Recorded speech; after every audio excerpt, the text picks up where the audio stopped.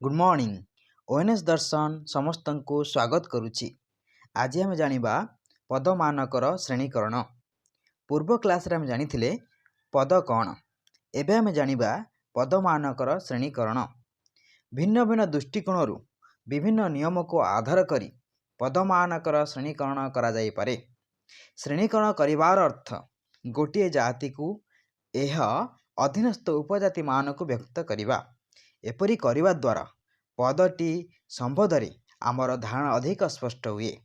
विभिन्न दृष्टिकोणरू तर्कशास्त्र पदगुड़िकर श्रेणीकरण होइछि, यथा एक सात्विक पद और बहुसात्विक पद, एकार्थक और अनेकार्थक पद, विशेष और सामान्य पद, समष्टिवाची और बहु व्यष्टिवाची पद, द्रव्यवाचक और गुणवाचक पद, निर्दिष्टार्थक और अनिर्दिष्टार्थक पद, भाव अभाव और व्यार्थक पद, निरपेक्ष और सापेक्ष पद, सलक्षण और अलक्षण पद। आसंतु जानिबा एक सात्विक और बहुसात्विक पद। जो पद गोटे शब्द रे गठित होता है ताहाकू एक सात्विक पद कहा जाए, यथा वृक्ष, तारका, हरि इत्यादि। यही पद गुड़िक मात्र गोटे गोटे शब्द रही। एगुड़िक पद कारण एमाने स्वाधीन भाव गोटे तर्कवाक्य उद्देश्य बा विधेय हो पारे।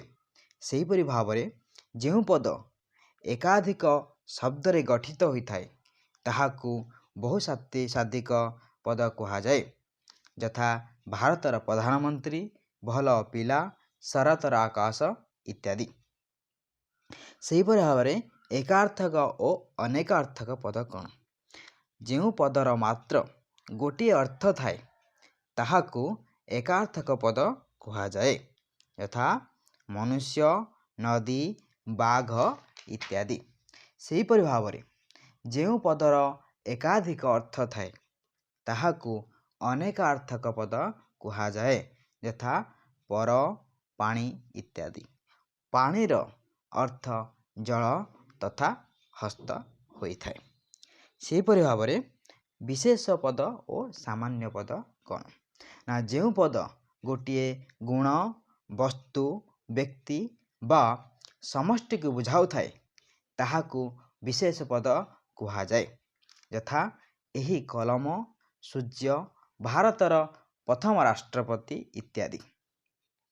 तेणु जो पद कौनसी वस्तु बा व्यक्ति श्रेणी को बुझाऊ थाए ताहाकू सामान्य पद कहा जाए, यथा कलम, नक्षत्र, बाघ इत्यादि। एमान समस्ते गोटे गोटे श्रेणीर अंतर्भुक्त। बाघ कहले समस्त बाघर श्रेणी को बुझाए, नक्षत्र कहले समस्त नक्षत्र को बुझाए, कलम कहले समस्त कलम को बुझाए। सेहीपरि भाव समष्टिवाची और व्यष्टिवाची कौन।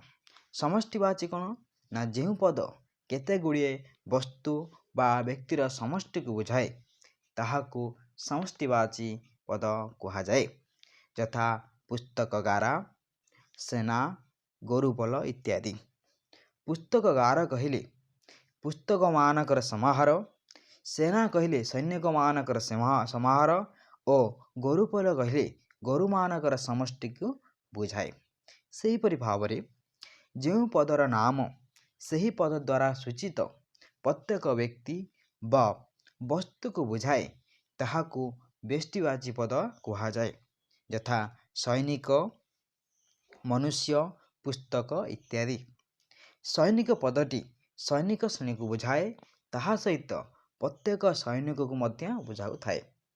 सेही भली मनुष्य पदटी अंतर्गत प्रत्येक व्यक्ति मध्य मनुष्य अटंती, किंतु समष्टिवाची पदरे यह होई न थाए। पद अंतर्गत व्यक्तिविशेष सही नाम वहन करती नहीं। स्वाभाविक भाव व्यष्टिवाचक पद गुड़िक सामान्य पद अटंती।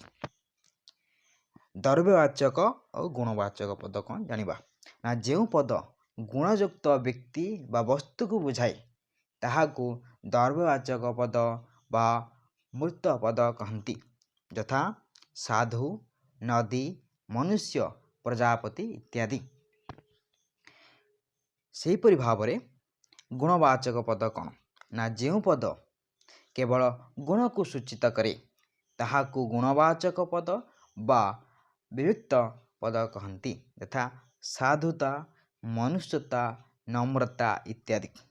ଏମାନେ କ'ଣ? ଏମାନେ ସବୁ ଗୋଟିଏ ଗୋଟିଏ ଗୁଣବାଚକ ବା ବିଭକ୍ତ ପଦ। କାରଣ ଏହି ପଦ ଗୁଡ଼ିକ କୌଣସି ଦ୍ରବ୍ୟ, ବ୍ୟକ୍ତି କିମ୍ବା ବସ୍ତୁକୁ ନ ବୁଝାଇ କେବଳ ଗୁଣକୁ ବୁଝାଇଥାନ୍ତି। ସେହିପରି ଭାବରେ ନିର୍ଦ୍ଦିଷ୍ଟାର୍ଥକ ଓ ଅନିର୍ଦ୍ଦିଷ୍ଟାର୍ଥକ ପଦ କ'ଣ ଜାଣିବା? ନା ଯେଉଁ ପଦ ଦ୍ୱାରା ଗୋଟିଏ ନିର୍ଦ୍ଦିଷ୍ଟ ବ୍ୟକ୍ତି, ବସ୍ତୁ, ଶ୍ରେଣୀ ଅଥବା ଗୁଣ ସୂଚିତ ହୁଏ ତାହାକୁ ନିର୍ଦ୍ଦିଷ୍ଟାର୍ଥକ ପଦ କୁହାଯାଏ। ଏହି ପଦ ଯେଉଁ ବ୍ୟକ୍ତି ବା ବସ୍ତୁକୁ ବୁଝାଏ ତାହାକୁ ବୁଝିବାରେ କୌଣସି ପ୍ରକାର ଦ୍ୱନ୍ଦ୍ୱ ବା ସନ୍ଦେହ ରହେ ନାହିଁ, ଯଥା ଗଙ୍ଗା ନଦୀ, ଭାରତର ବର୍ତ୍ତମାନ ରାଷ୍ଟ୍ରପତି, ଏହି ବାଳକ ଇତ୍ୟାଦି।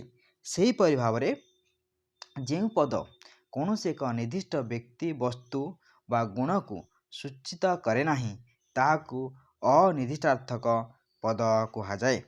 କୌଣସି ନଦୀ, ଜଣେ ରାଷ୍ଟ୍ରପତି, ଗୋଟିଏ ବାଳକ ଇତ୍ୟାଦି। ଏଗୁଡ଼ିକ ଅନିର୍ଦ୍ଦିଷ୍ଟାର୍ଥକ କାରଣ ଗୋଟିଏ ବାଳକ କହିଲେ କୌଣସି ନିର୍ଦ୍ଦିଷ୍ଟ ବାଳକ ବୁଝାଏ ନାହିଁ। ସେହିପରି ଜଣେ ରାଷ୍ଟ୍ରପତି କହିଲେ କେଉଁ ରାଷ୍ଟ୍ରପତି କଥା କୁହାଯାଉଛି ତାହା ଜଣାପଡ଼େ ନାହିଁ। ସେହିପରି ଭାବରେ କ'ଣ?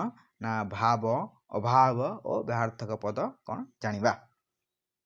ଯେଉଁ ପଦ ବସ୍ତୁ, ଗୁଣ ବା କ୍ରିୟାର ଉପସ୍ଥିତି ବା ଅସ୍ତିତ୍ୱର ସୂଚନା ଦିଏ ତାହାକୁ ଭାବ ପଦ କୁହାଯାଏ, ଯଥା ମନୁଷ୍ୟ, ପ୍ରାକୃତିକ, ଆବରଣ ଇତ୍ୟାଦି। ଏଠାରେ ମଣିଷର ପଦ ମଣିଷର ଗୁଣ ଥିବା ଗୋଟିଏ ପ୍ରାଣୀକୁ ବୁଝାଏ। ସେହିପରି ଭାବରେ ଯେଉଁ ପଦ କୌଣସି ବସ୍ତୁ, ଗୁଣ ବା କ୍ରିୟାର ଅନୁପସ୍ଥିତି ବା ଅଭାବର ସୂଚନା ଦିଏ ତାହାକୁ ଅଭାବ ପଦ କୁହାଯାଏ, ଯଥା ଅମଣିଷ, ଅପ୍ରାକୃତିକ, ଅନାବରଣ ଓ ଅଣଛାତ୍ର ଇତ୍ୟାଦି। ଏଠାରେ ପ୍ରତ୍ୟେକ ପଦ ଗୋଟିଏ ଗୁଣର ଅନୁପସ୍ଥିତି ପ୍ରକାଶ କରେ। ଅମଣିଷ ପଦ ମଣିଷର ଅଭାବ ଓ ସେହିପରି ଅନାବରଣ ପଦ ଆବରଣର ଅଭାବର ସୂଚନା ଦିଏ। ସେହିପରି ଭାବରେ ବ୍ୟର୍ଥକ ପଦ କ'ଣ?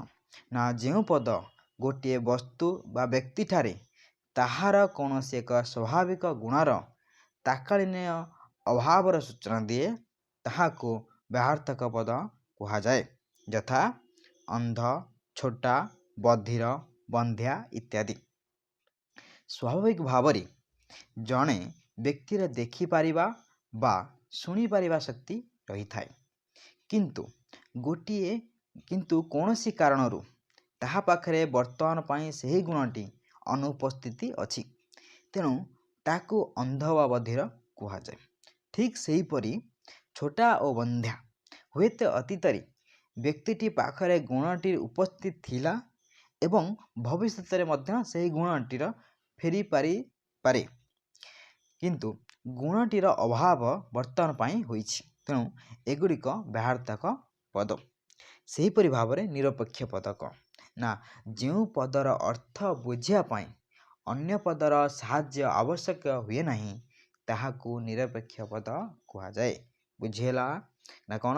ନା ଯେଉଁ ପଦର ଅର୍ଥ ବୁଝିବା ପାଇଁ ଅନ୍ୟ ପଦର ସାହାଯ୍ୟ ଆବଶ୍ୟକ ହୁଏ ନାହିଁ ତାହାକୁ ନିରପେକ୍ଷ ପଦ କୁହାଯାଏ, ଯଥା ତାରା, ବାଳକ, ଟେବୁଲ, ମନୁଷ୍ୟ ଇତ୍ୟାଦି। ଏହି ପଦ ଗୁଡ଼ିକର ଅର୍ଥ ସ୍ୱାଧୀନ ଭାବରେ ବୁଝିହୁଏ। ଅନ୍ୟ କୌଣସି ପଦ ଏହି ପଦକୁ ଅର୍ଥପୂର୍ଣ୍ଣ କରିବା ପାଇଁ ଆବଶ୍ୟକତା ପଡ଼େ ନାହିଁ। ସେହିପରି ଭାବରେ ସାପେକ୍ଷ କ'ଣ? ନା କ'ଣ? ଯେଉଁ ପଦର ଅର୍ଥ ତାହାର ଅନ୍ୟ ଏକ ପଦ ସହିତ ସମ୍ବନ୍ଧ ଉପରେ ନିର୍ଭରଶୀଳ ତାହାକୁ ସାପେକ୍ଷ ପଦ କୁହାଯାଏ, ଯଥା ଶିକ୍ଷକ, ସ୍ତ୍ରୀ, ଭାଇ, ମାତା ଇତ୍ୟାଦି। ଶିକ୍ଷକ ଶବ୍ଦଟି ଅର୍ଥ ଛାତ୍ର ବା ଛାତ୍ରୀ ପଦର ଅର୍ଥ ସହିତ ଜଡ଼ିତ।